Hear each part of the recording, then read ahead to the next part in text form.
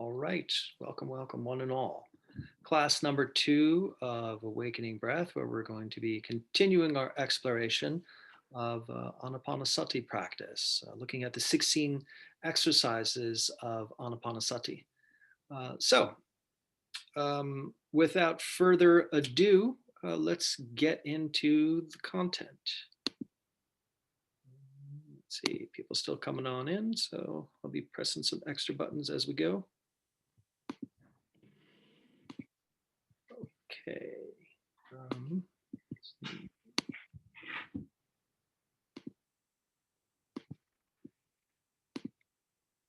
Okay, here we go. Okay, can people see this already? Okay, Awakening Breath, Anapanasati, title card, number 2 of 6. So we're going to be working today, looking at the hindrances, Buddhist terminology for the hindrances, and then we're going to be moving on to the next set of 2 exercises, working with joy and contentment. That's the way that I like to look at it, but it's essentially the first part of the second tetrad. So over the course of this evening, this is the map of what we're going to be doing here. We're going to review the last class. Where are we on the map? So I'm going to introduce a map here. We're going to take a look where we are. Then we're going to move on, talk a little bit about the hindrances, certain challenges that arise. So one of the things that we're looking at last week was the final exercise of the first tetrad there was, calming the bodily formations. And I think that's kind of the real interesting one there. I know that in our Q&A discussion, there's a lot of questions and comments about short breath and long breath and such. But really, it's like when we get into calming the bodily formations, that's when we're really getting into some of the deeper work, and we're going to essentially springboard off of that. And then we're going to move on to the next tetrad, feeling tone, or Vedenaanupassana.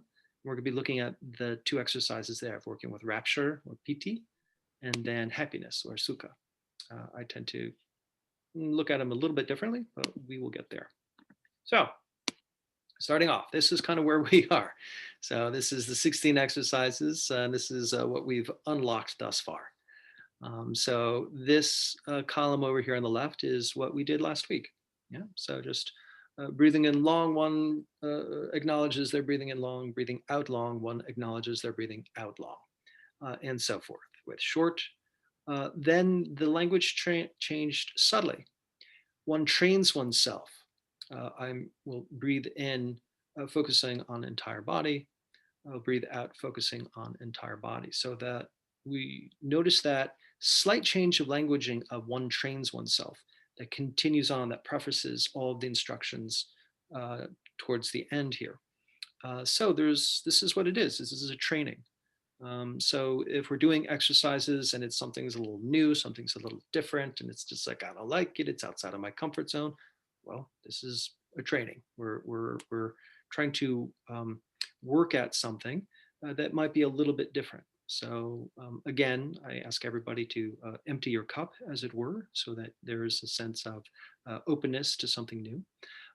And as well, if it's uncomfortable, just give we're not going for perfection here. So we're not trying to go for 100%. I know a lot of people have a sense of, I'm doing it wrong, I'm not good at this. So we're going to look at the arising of the hindrance of doubt. So no, we're going for a good D- here. It's just about exposing yourself to it and then trying to kind of adapt to it. And it will happen in time. So focusing on the whole body. So that was the whole body of breath. We were looking at those 4 points of the breath: the in-breath, the top of the in-breath, out-breath, base of the out-breath, and attuning to the pleasant qualities therein. There's that interpretation of whole body of breath. And then there's the interpretation of focusing on the whole body.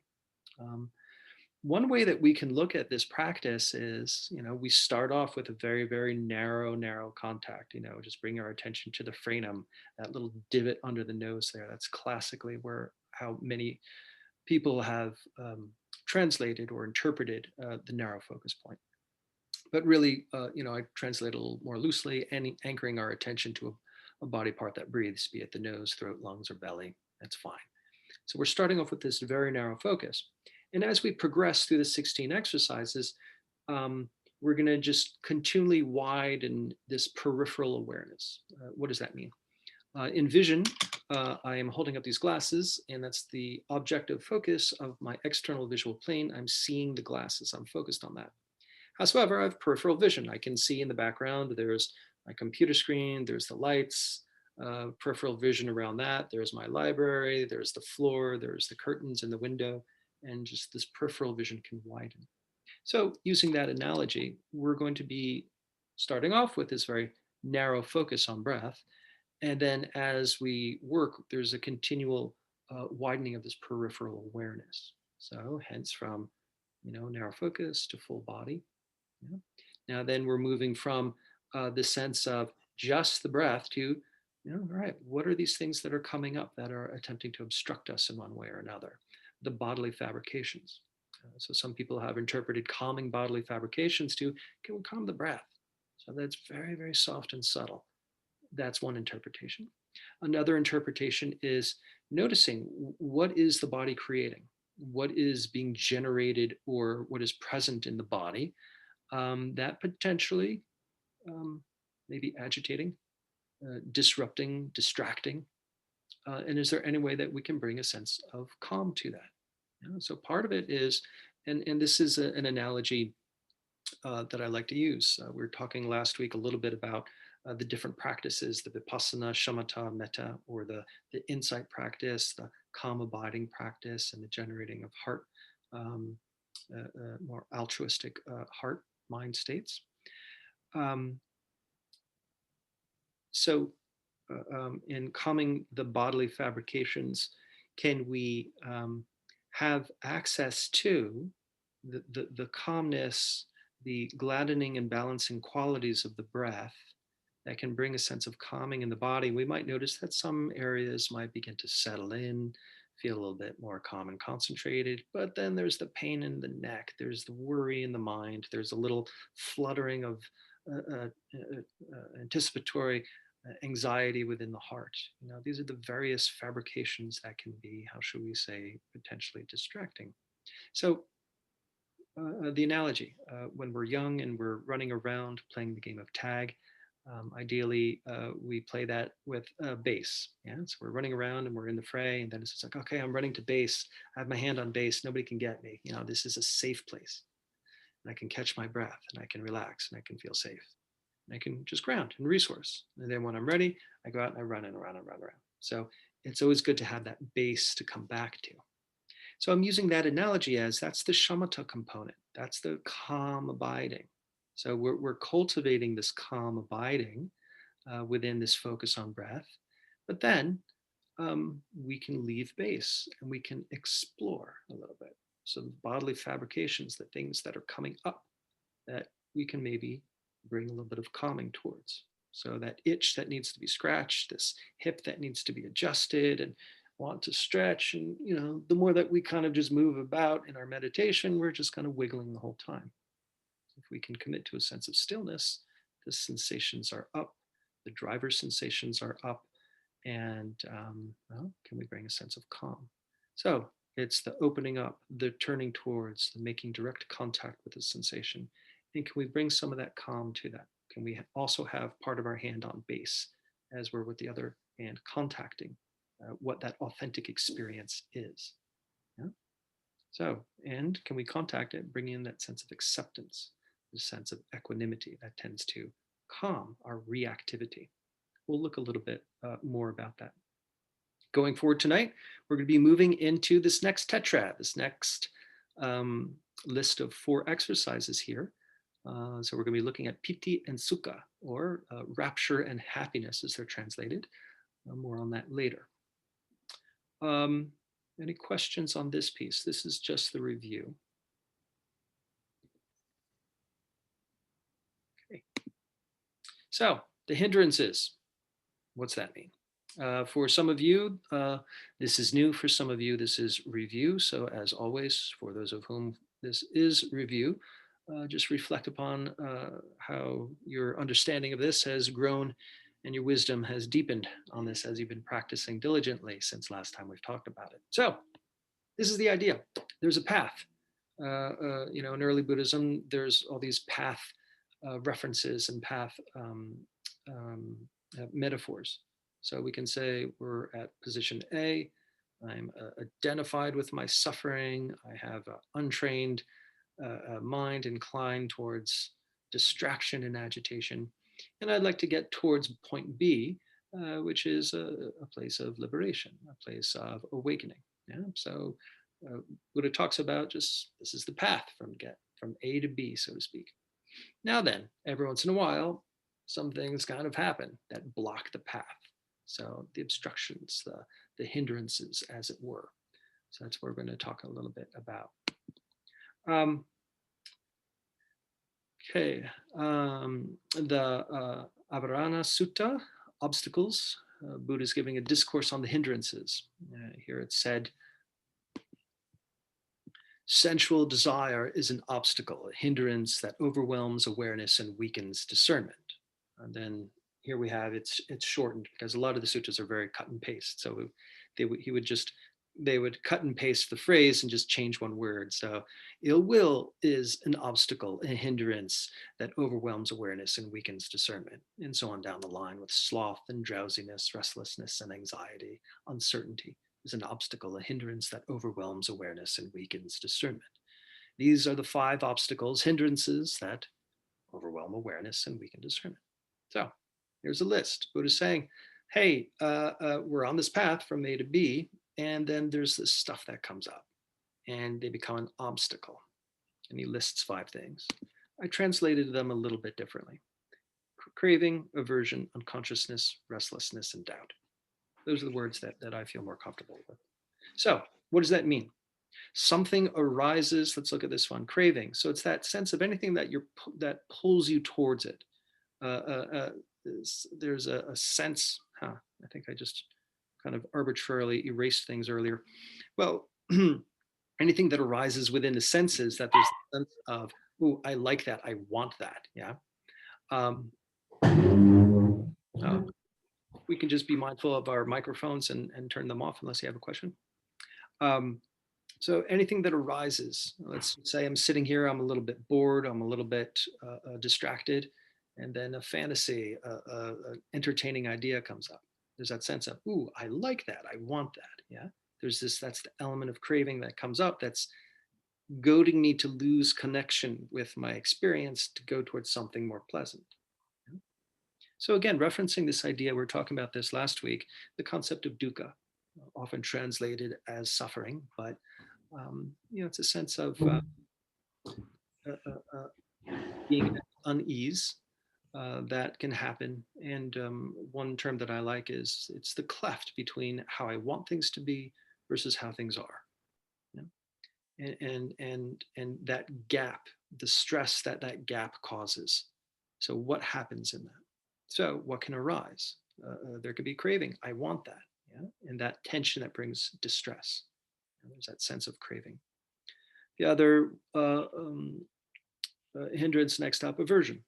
Something comes up, and rather than wanting it, I don't want it. Yeah. So, there's this ache in my back. There's this unpleasant idea that's going on in my head. There's a sound outside that is unpleasant, and it creates this sense of wanting to push it away. Get out of here. I don't like this. A sense of cultivating ill will, as it were. So craving, something that pulls you towards. Now my happiness is dependent upon me having that one thing. Yeah? Aversion, my happiness is dependent upon that thing leaving. Yeah? And then unconsciousness. Sometimes it's translated variously. Sometimes it's translated as delusion, sometimes as sloth and torpor. So I like this term unconsciousness because it encompasses both. Delusion. Well, Buddha talks about the unawakened state is we're not seeing clearly this world that we're living in, but we're really throwing up our projections, our perceptions of what things are. And oftentimes those perceptions are very clouded by our sense of dukkha or distress. So there's a delusion that we're operating off of false information or false understanding. So there's something about that going to sleep to our unconscious impulses.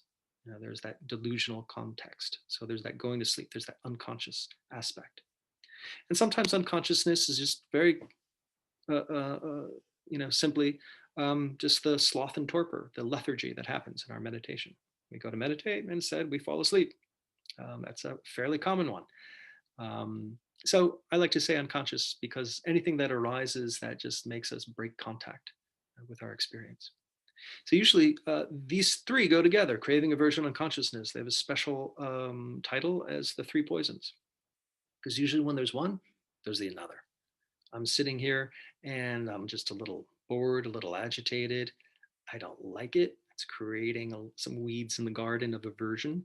Here comes an entertaining thought about something I was watching on TV last night. Oh, let's go into that fantasy, that entertainment value. There's craving that's pulling me.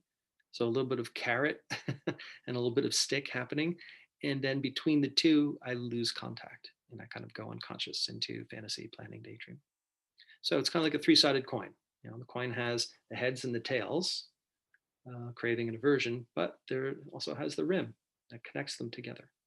So if we investigate, if there's one, there's usually the other two there. Now then, these other two, restlessness. You have the racing, distressed mind or the agitated body. That sense of the icky, sticky, creepy, crawly, doesn't quite hurt, but I can't stand it feeling. Agitative drivenness that we may feel that happens in the body.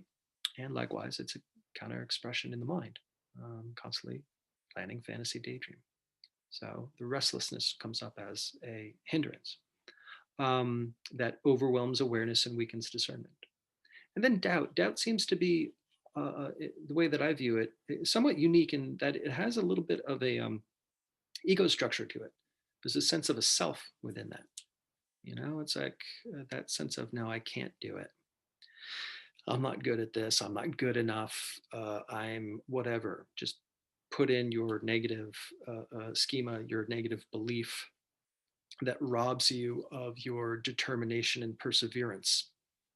That doubt can be directed towards yourself. That doubt can be directed towards the world as well.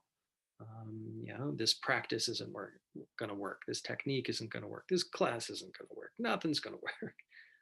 That doubt.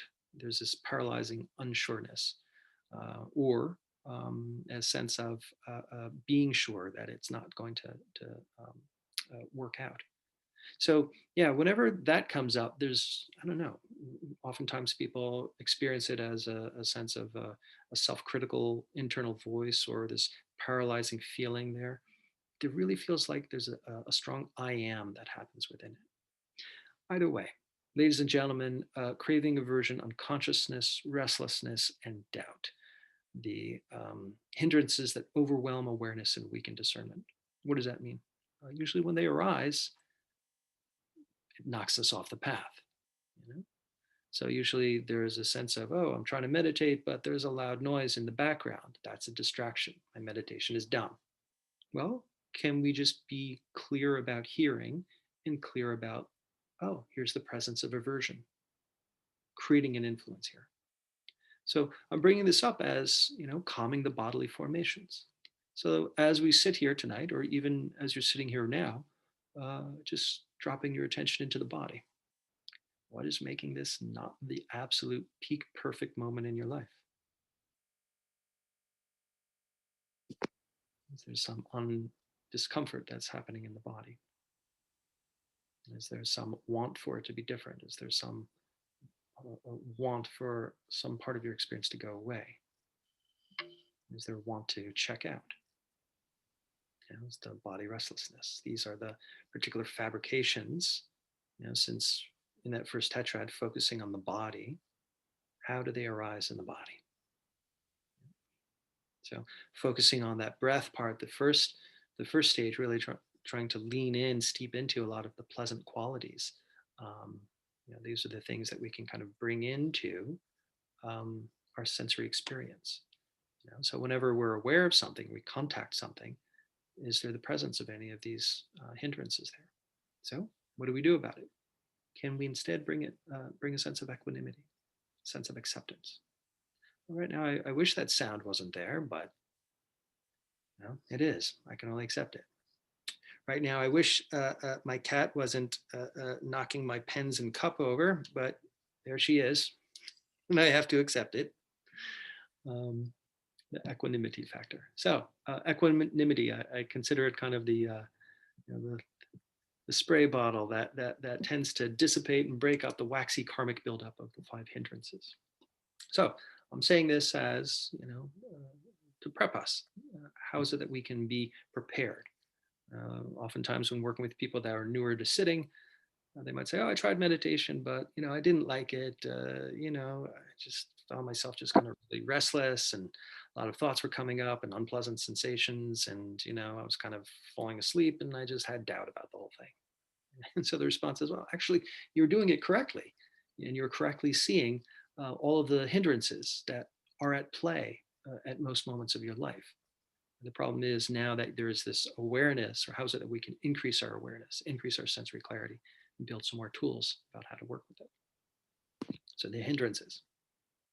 Okay, so here's a way of working with it. As we're moving into the second tetrad called Vedenaanupassana, sometimes translated as mindfulness of feeling tone. The translation that I prefer is tracking feeling tone. So there's something about the anupassana that has the connotation of tracking. So we're following along. Everything is in motion. Everything is in movement. Everything is in flux and flow. Everything is impermanent.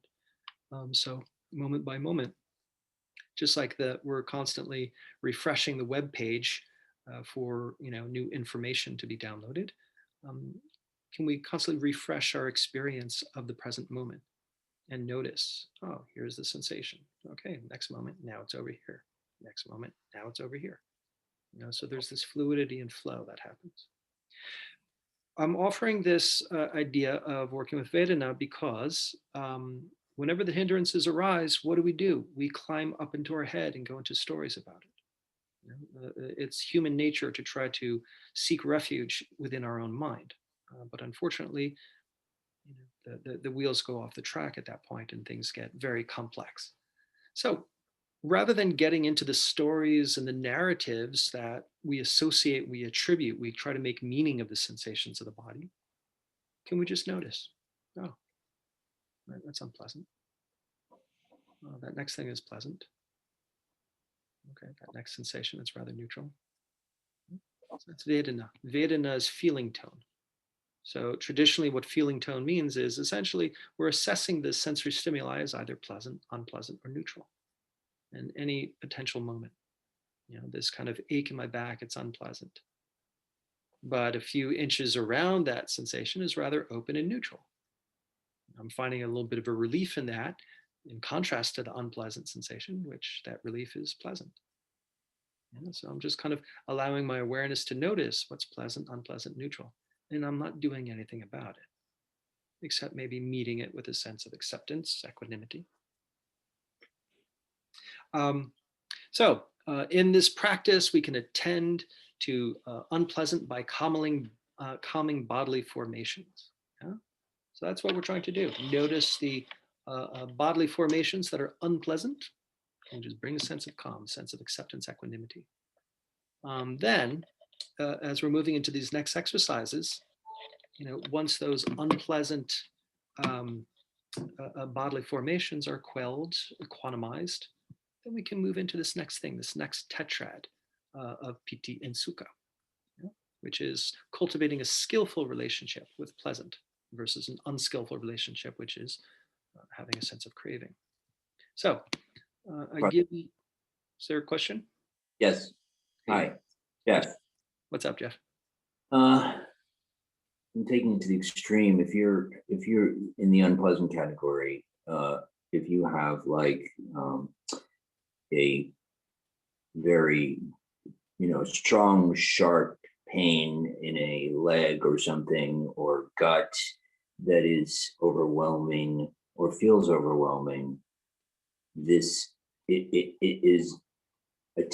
one can attain this calming by focusing on it and by somehow neutralizing it. Are there pains and discomforts that are just too overwhelming to be able to mitigate in this framework? or is it possible to mitigate any once you advance in it? Well, that's a good question, and of course, it's kind of a case by case scenario. How much do we train with it? It's a there's a training. So let's just say, uh, we want to set ourselves up for success. We don't say, all right, I want to. I've been sitting on the couch the last year during COVID, so I signed up to be in the Olympics. We're not going to go from 0 to 100. It's like, all right, can we just work with the subtle experiences? And the more that we do that, then and we can gain some insight into working with discomfort, insight into working with unpleasant. And much of the secret is building significant sensory clarity, so we can be clear where and how it arises, how it behaves, Mhm. gaining sufficient concentration so that we can tend to it and kind of have strategies of working into it and away from it, and also the sufficient equanimity to be able to have increase a tolerance factor. But I'm not going to make claims about, yes, then you can go off and have open heart surgery and not go under any anesthesia at all. But there is also something, I mean, in the extreme forms, I mean, our nervous system kind of does that too. I mean, if we have an incredibly extreme pain that arises, the nervous system can only tolerate so much, and what it does is it then kicks in various systems of flooding one with the different neurochemicals to bring a sense of either numbness, shock, dissociation. Yeah. But it's kind of, we're ideally not attempting to put ourselves in such situations. But I will say this: if one becomes adept at working with discomfort, yes, one's tolerance can grow significantly with respect to it. But I mean, if you're talking about really intense pains, I mean, we're not going to override the nervous system's communication to the brain of along pain sensors. Um, does this seem relevant or helpful along what you were asking there, Jeff? Yes, it does. And while I was asking, I was realizing, John Kabat-Zinn sort of MBSR is what I'm talking about really. And I know people have benefited. Yeah. People in pain and illness have benefited. Yes. So, yes. So to that point,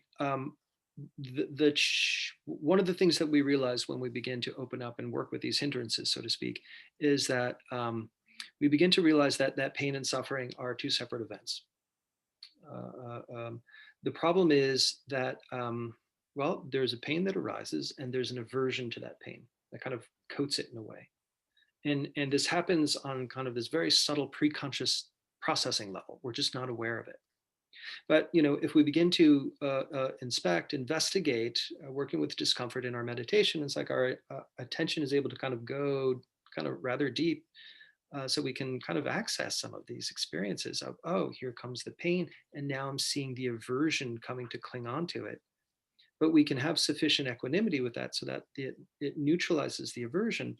Then the pain can arise, and there's less of a sense of a problem. So yes, it's quite common. I'm sure there's many people here who've had the experience of being on retreat, where maybe there's they're sitting there and there's a leg asleep and a back kind of hurts, and maybe they have some indigestion, and it's not a problem. There's a sense of a neutrality, of equanimity at the same time. So yeah, to that point of MBSR, John Kabat-Zinn, it's noticing there's a difference between pain and suffering. But it's part of what we're doing in cultivating mindfulness, is being able to inspect the arising, investigate the arising of the discomfort, investigating the rising of our reactivity, of that aversion to the pain, of the needing to have the pain be gone, and then our breaking contact with really um, what the authenticity of our experience is.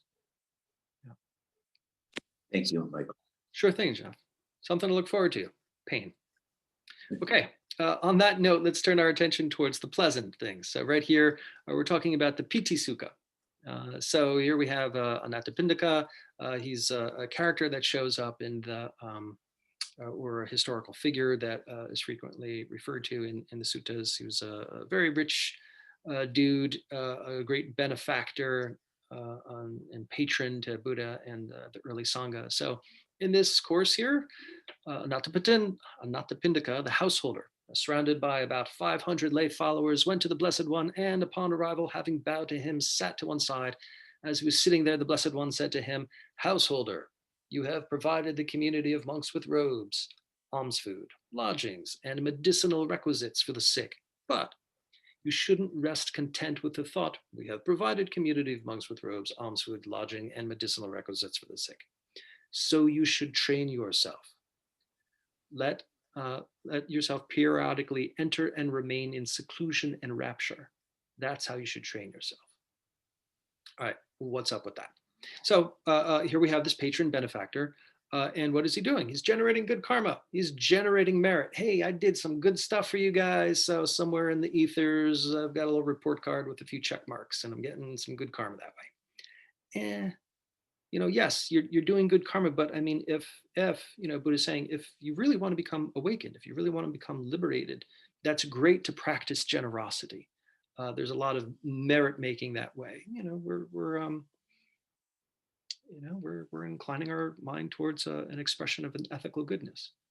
Howsoever, that's not sufficient. It's not sufficient. One needs to train themselves and periodically remain in seclusion and rapture. That's how you should train yourself. So just wanted to spotlight that. What's that mean? Rapture. Yeah? So we're trying to cultivate a particular joyfulness of mind, concentration in jhana, the Piti Sutta. So Piti, that's a term that means rapture. Do I have it on the next one? Yeah. All right, let's just go into this.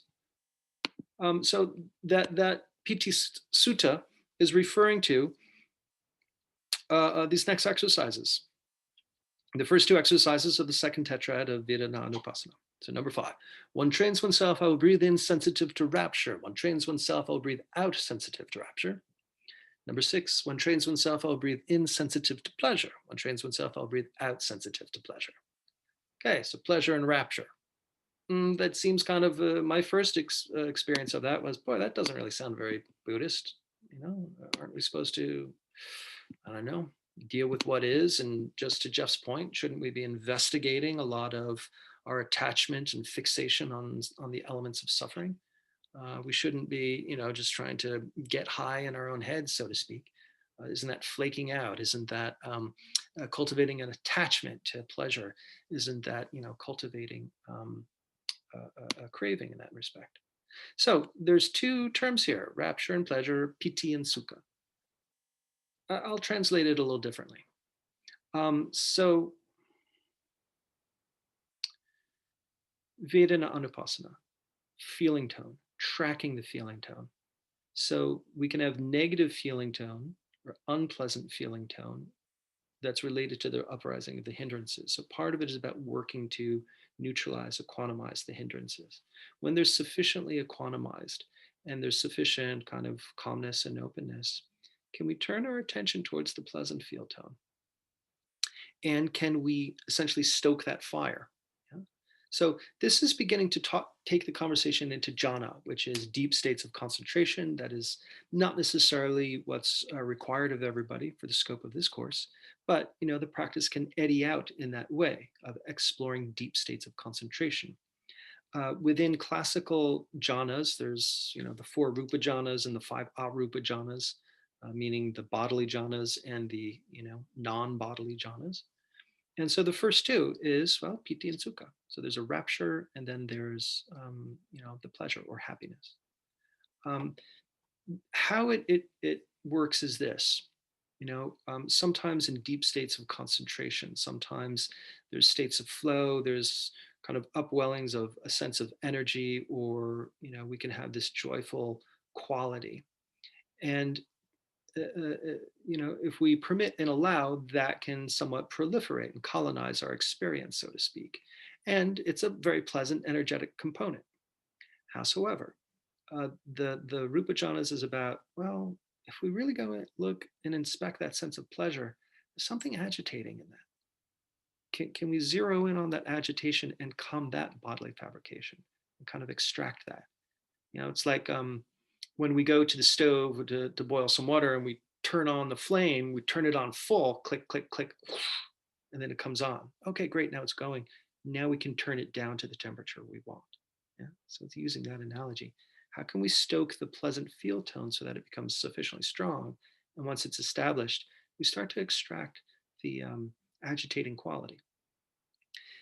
In life, when we're really excited, when we're really very into something, when we're really kind of attracted to something, there can be somewhat a zest, a thrill within that sense of excitement.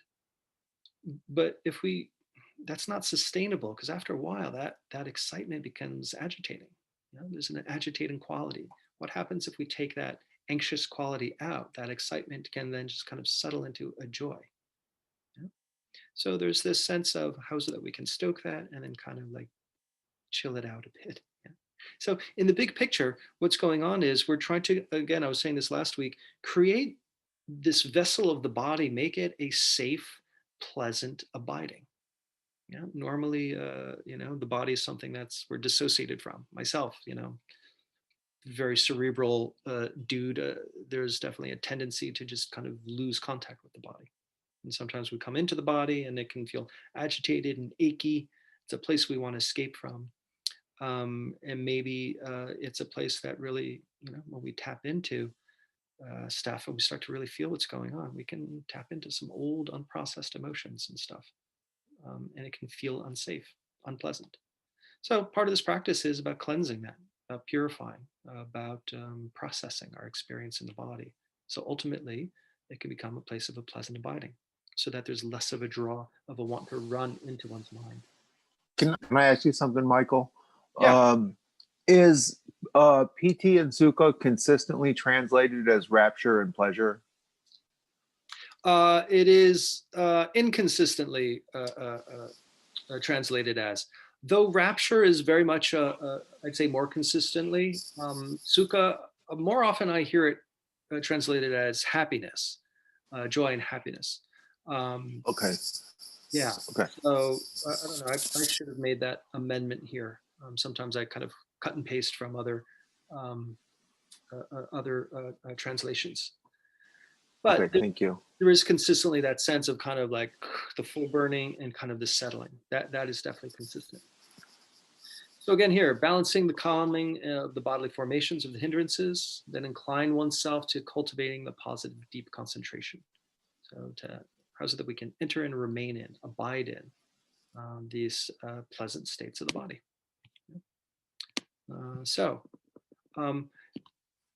I want to use an analogy of just swimming in the ocean here. So the first exercise, these are the exercises we've done: long breath, short breath, full body of breath, calming of the fabrications, and now Piti Sukha. So long breath, we're getting in the water slowly, slowly stepping in. Short breath, there might be kind of the shock of the water. We feel that tension. A lot of people were talking about short breath being associated with anxiety. Yeah? Now then full body in the meditation, meditating on the full body of breath. Now we're relaxing into the water and we're settled in fully. We kind of like dip into the water, get ourselves fully wet, fully immersed. And now we're kind of acclimatized to being in the water. Then the calming of, it's like we're moving through, passing through the seaweeds and passing through the kind of weird things that you feel touching your leg and you're like, oh, what's that? Okay, calm that down, or cool, I'm not going to get eaten by a shark. Now Piti and Sukha. Oh, okay. Now we're having fun in the water. There's the catching a wave. There's that kind of that anticipatory thrill of catching a wave. And then we get into the water and then we just kind of just flow with it. And there's something satisfying with it. So Piti Sukha, I could also talk about it as like, let's say you're very, very thirsty and somebody hands you the glass of water. At first it's like, oh boy, I'm so excited about this, and I'm making contact with the water and there's that, oh boy, my thirst is being quenched. There's that thrill. But then the water comes in and then we actually feel some contentment from it, some actual nourishing and satisfaction. So that's the difference between the excitement and satisfaction. That's the way that I like to look at it, the excitement and the satisfaction. When we're younger, what is joy? Joy is having a variety of experiences. Joy is found by having intensity of experiences.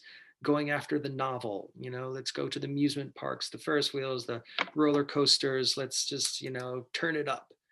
And as we age, it's less about novelty and intensity. A lot of the joyful things are actually in a lot of the subtle moments where we're really opening up our capacity to just appreciate, derive satisfaction, derive contentment, a pleasant conversation with a loved one, an appreciation of a moment in nature. There can be a sense of quietude within that, and a sense of actually feeling nourished by it. So that's what I want to kind of spotlight, kind of the excitement and kind of the being nourished. So the Piti Sukha. Okay, so forgive me all the lists today, but how to do that. Okay, so now we're talking about these terms. And again, big picture. Turn our base. Sorry, Michael. Yeah. I just want to make sure, just because of all the lists, and I want to take note, but this will be on the Google Classroom, all of this. Yeah. Okay, thanks. That's part of the reason why I'm putting it on the Google Classroom, because I know I'm a note taker myself, and also I struggle with sometimes I get into the notes and then miss what's talking. So as I've heard teacher Joshua Sasaki used to say, listen with your belly button, and then go to the Google Classroom later to actually refer your notes. So essentially, this is what we're going to. Yeah. Sorry, just really quick before you move on. I was just, I was curious about the distinction between just Piti and the Sukha qualities and that excitement that you're cultivating and how that can quickly turn to craving. And just, I don't know, it seems like a slippery slope. I'm just trying to get a better idea of those two. Slippery slope, doesn't it? Yeah. Yeah, that's a good one, Nicole. Well, here's the deal. In my experience, this is the very, very interesting thing. So people are like, oh, wow, yeah, man, I totally get a crazy buzz on this. This is great. Let's all do this. But here's the thing. When we're cultivating these states, it's a very purified mental state that we're cultivating here. And as soon as the hindrances show up, it kind of shuts it down if we're not dealing with the hindrances. So oftentimes people might stumble upon having a pleasant experience within their meditation. And then there's that sense of, oh, I want that. There's the craving. And they had something pleasant and they make that association, the slippery slope, as you're mentioning there. I want that. And then sometimes they might be meditating later on, and there might be that beginning stages of the pleasantness arising. And then what happens, there's that, oh boy, I so want that. There's the craving comes, and the craving just shuts it down. So it's a very interesting, a lot of this working with the cultivating of the Piti and the Sukha, cultivating of the shamatha jhanas in this way. We're really cleansing a lot of the hindrances. And in particular, there's something about cleansing out the craving function, because there can't be this skillful cultivation of joy and the effluence, the toxicity of the hindrance of craving present at the same time. So it can become very, very interesting work in terms of really deeply, deeply inspecting that one particular branch of suffering around craving. Yeah. Thanks, Mike. That's really helpful. I'm definitely inclined toward craving myself, and I find that in my sits, I'm kind of gripping onto it and, finding the good stuff and not wanting to let it go. And then that just brings up a whole flurry of other problems. So. For sure. And yeah, it's part of the reason why I bring up the hindrances first, so we can cultivate the palate to discern that sense of, oh, I want that, need that, and the attachment based on wanting. Because when we go into working with pleasantness, then that habit of craving is going to be there. So part of it is about cultivating, and part of it is about cleansing, working through the hindrance, for sure. I love that, the cleansing. Thank you, Mike. Cool. Thanks, Nicole. Okay, so again, forgive me the lists, but this is just the roadmap of what we're going to do. We're going to contact a base of calm. Can we turn that calmness, that acceptance towards the hindrances? Calm them down a little bit. That's calming the bodily formations there. Then, we can just notice the pleasant, the unpleasant, the neutral. Yeah. Get out of the head. Just be in the body here. Just, okay, that's pleasant. That's unpleasant. That's neutral. Yeah. Now, then we start to attune a little bit more to the pleasant feel tone. Then we prioritize that pleasant feel tone associated with breath, calmness, what have you. And the more that we can contact whatever's pleasant, and it can be very, very subtle.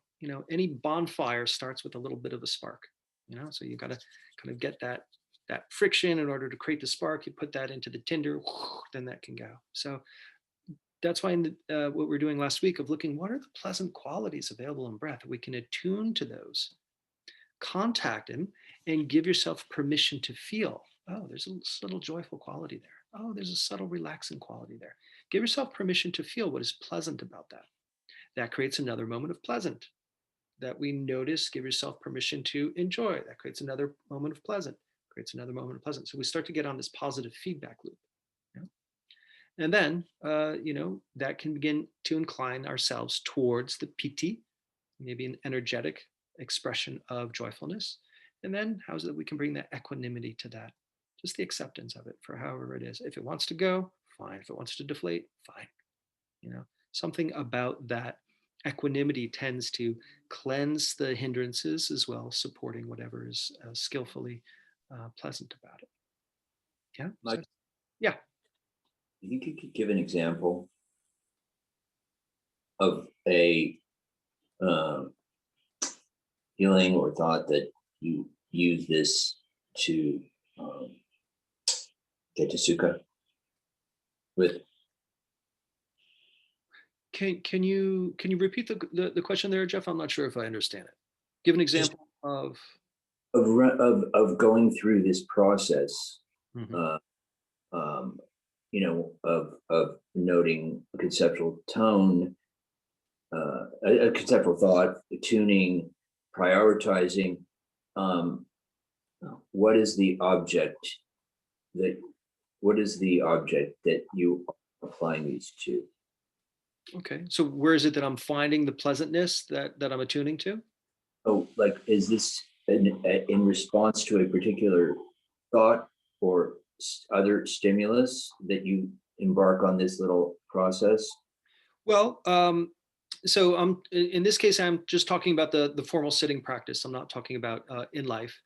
And since we're doing the mindfulness of breath, it's how is it that we can tease that spark of pleasantness from attuning to the breath in this way? So last week there was I was showing that circle of breath, and so on the in breath, there's something pleasant about that. A joyful hedonic tone, something pleasant about having your oxygen needs being met, a particular pleasant fullness of air. The top of the in breath, some people report a particular wakeful quality, a particular energized quality. So really on that in breath piece, that's where you're going to find that kind of upward energetic component a lot more. Yeah. So, that's where I kind of mine the breath in a way, like Minecraft. I'm like mining gold and elements to use to build things. I'm mining the breath. So there's that breath. There's that joyful hedonic tone and pleasant energetic qualities that can be found very, very subtly in the in breath and top of the in breath. Yeah? Now then, that out breath and the base of the out breath, that's where you can mine a lot of that letting go, a lot of that relaxation. That equanimity on that relaxation response on that out breath. There's an inherent letting go relaxation response. That coming to the base of the out breath. In that pause, there can be a moment of contentment, of non-needing. So it's different for each person, but but thank you for bringing that up. So how is it that you can really attune to all these subtle qualities that you might be able to notice by attending to the different parts of the breath that way? The first half of the breath, we can really kind of mine a lot of the pleasant energetic qualities. The second part of the breath, a lot of the equanimity and letting go features. I hope that's helpful. It's helpful. Yeah. Okay. Michael, I have a question. Yes. I just want to make sure I understand this. So when we're going through this, it's all within our body and feeling. It's not about thought. No. So when you use the water, that might be an idea of how our body feels, but we're not actually thinking or going through that, oh, I'm in the water, this is how I'm feeling. We have to put it back into our bodies. Correct, Laurie. So at this point, there is no thinking, there is no indulging in conceptual thought, there is no fantasizing, planning, daydreaming, creating any type of cognitive mental structures at all. Let us forget about pretty much everything I've said at this point and just be with the body and just kind of tend to the direction. So, yeah, just allowing the body to know the body as the body, for sure. So if we watch the body, and if the words get in the way, then just go to back to my body and allow it to be, and maybe pay attention to just pleasant, unpleasant, neutral, Sure. so that we don't get caught up in the words. When you're saying the words, you're talking about my instruction or your internal No, talk? yeah, the thoughts. Yeah.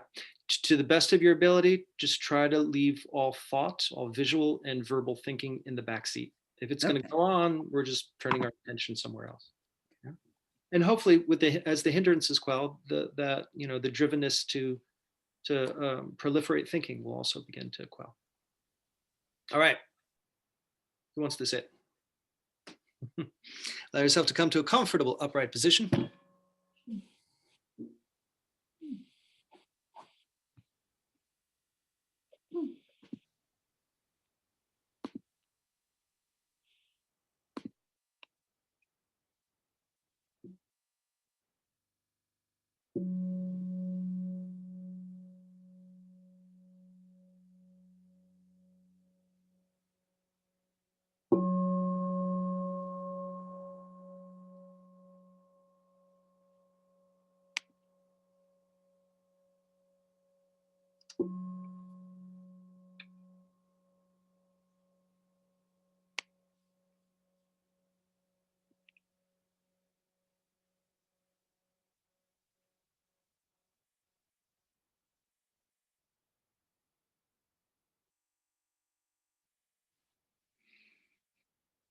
Allow yourself to straighten up and settle in. Settling into this body, this feeling form of the body.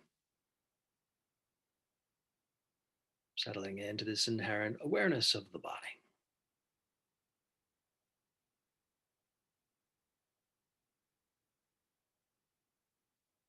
And I know that we've talked about a lot of concepts and lists and such before, but for now, just leave that behind. Thoughts arise, the fantasy, the planning, the daydream, the discursive thought, the internal talk, just leave that behind. We're just working with the body right now. As we turn our attention towards the breath.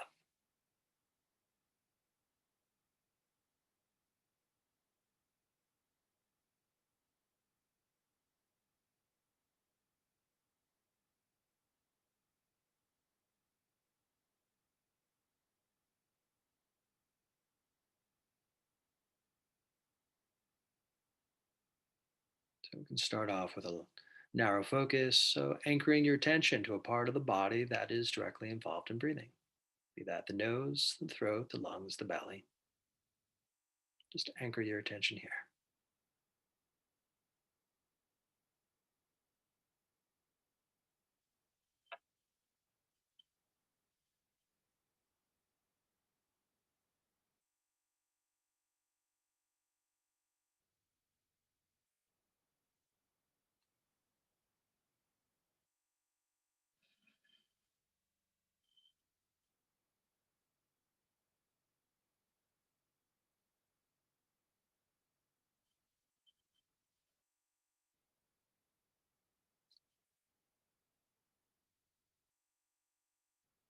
Of course, the first exercises were about long breath, short breath.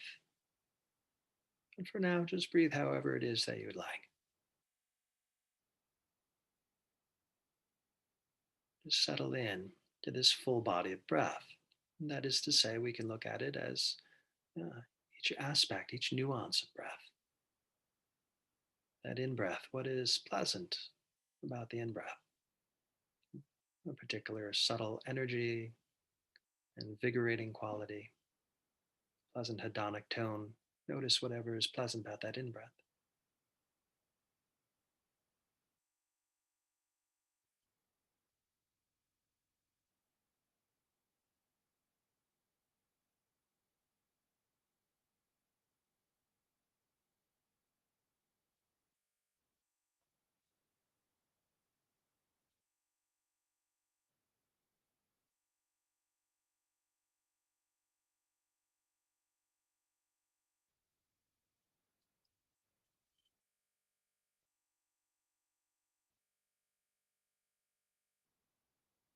And that top of the in-breath there, that pause before we exhale.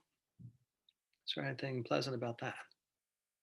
In particular, pleasant fullness, a wakefulness, a particular energetic, invigorated quality there. Again, it can be subtle or fleeting, but just acknowledge it when it is present.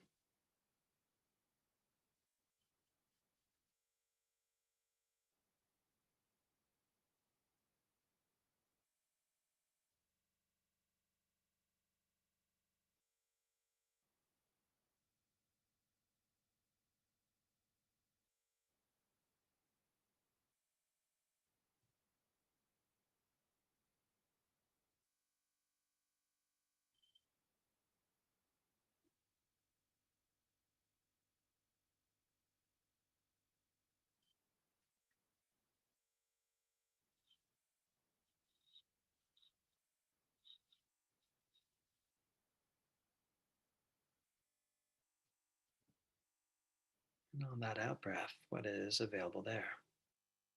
Relaxation response, and tuning towards calming, letting go.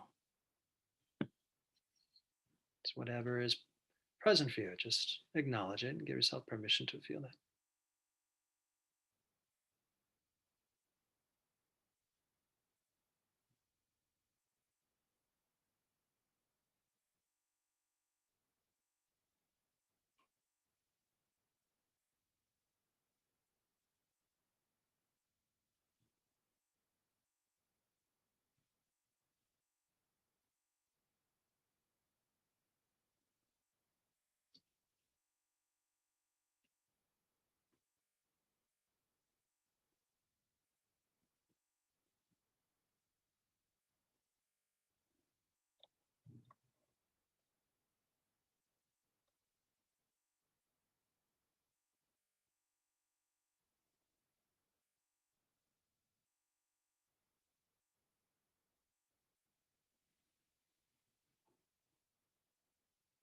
The base of the out breath.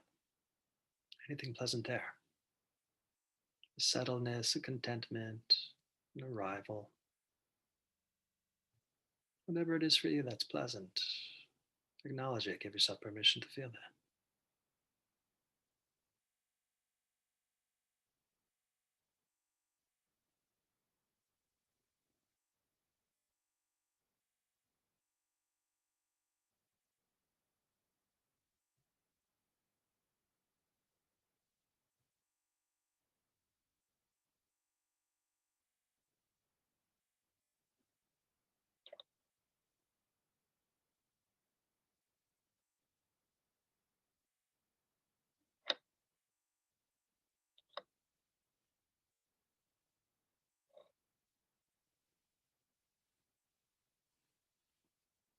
Okay, good. So opening up to this full body of breath, meaning this full feeling form of the body. Allowing yourself to just free float within this body, noticing the various sensations that arise, be they pleasant, unpleasant, neutral. So we can hang out with the breath, but we're opening up this peripheral awareness to include the full body. If you'd like to label, moment by moment, the sensations you contact in the body, are they pleasant, unpleasant, or neutral? It can sound something like this: unpleasant, pleasant, unpleasant, neutral, and so on like that. Every moment of contact, label, and explore the sensation, how it arises, how it wants to move, all the while imbuing it with a sense of acceptance, equanimity. And then we let go. We calm the bodily formations. We let go of any of these cravings, aversions, restlessness, unconsciousness, doubt. When in doubt, equanimity, equanimity, equanimity.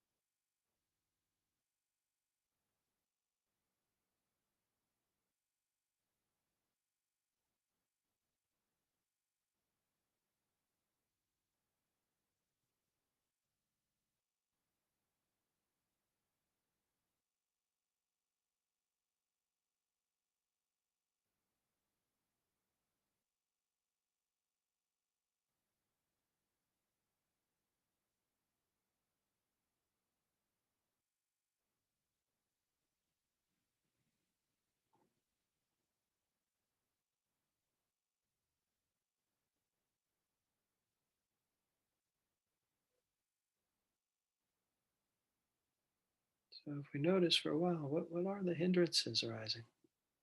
Is there anything unpleasant if we just kind of examine some of the unpleasantness that's there?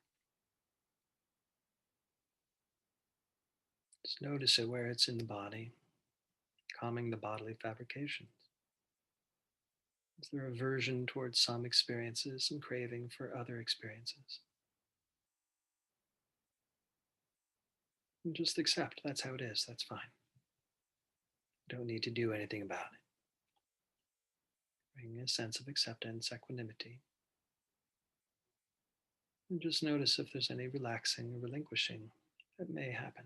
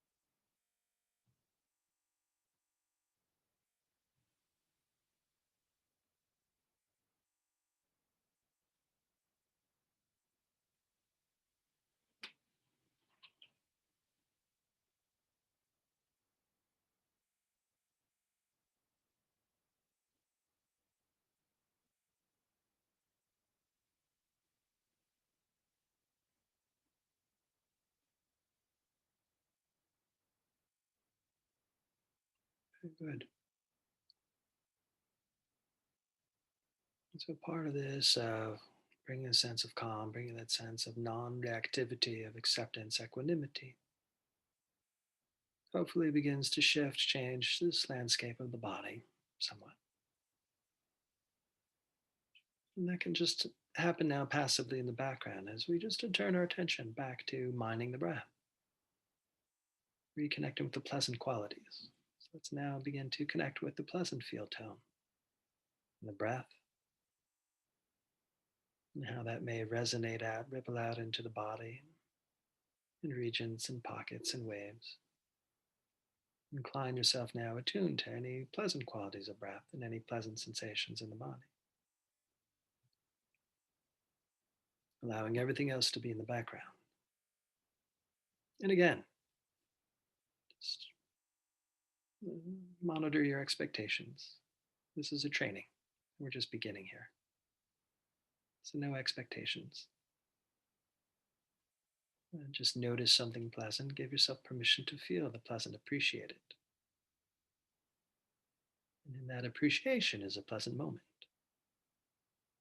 Can you recognize it? Give yourself permission to feel that pleasantness, which potentially can create a positive feedback loop.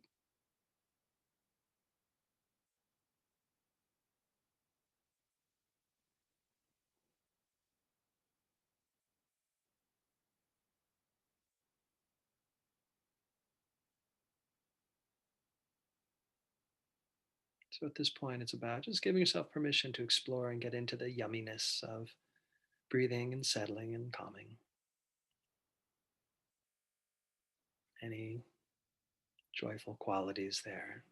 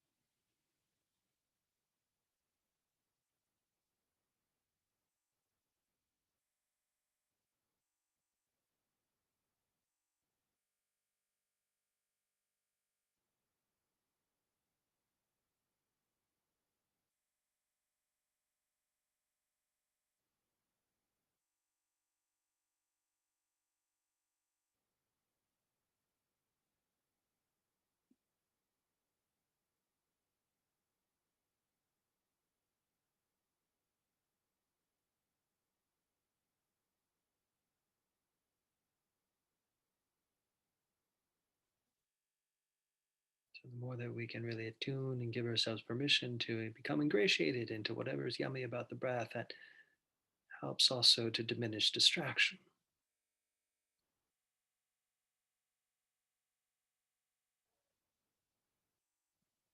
And to whatever degree anything is pleasant, any pleasant abiding is there, just bring that sense of equanimity. Now it's less about stoking, moving away from the Piti component and into the Sukha. Can we just appreciate what is right now? That quality, that capacity just to derive satisfaction, contentment with what is right now, not needing anything else. So this has a little bit more of the quality of settling, being content, letting go.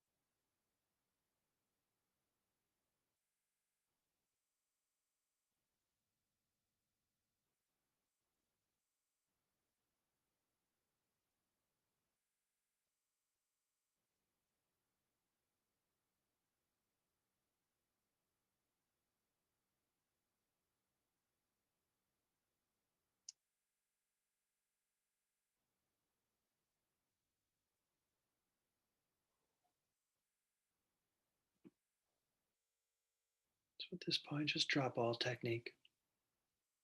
Drop all technique, all lists, all ideas, and just appreciate. Appreciate what is in this moment, as experienced in the body.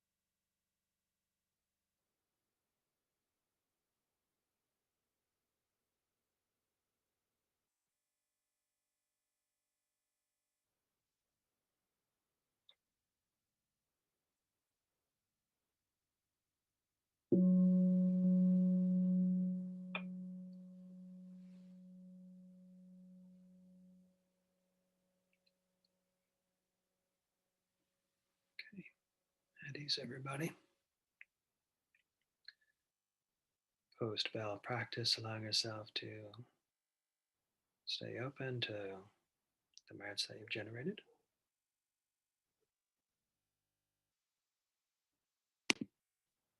Okay. All right, so thank you everybody for all of your participation. Thank you for your attention and intention.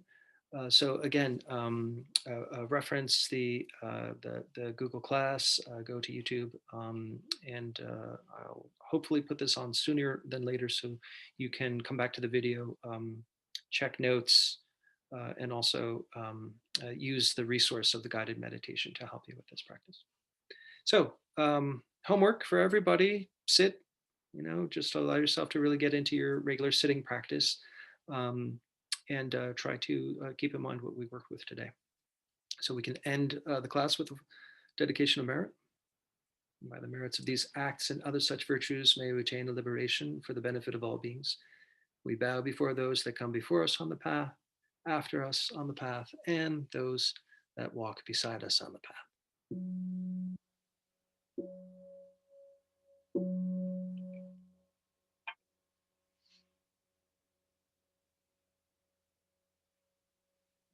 Okay, thank you folks. Hope to see everybody next week. Thank Thanks, you. Mike.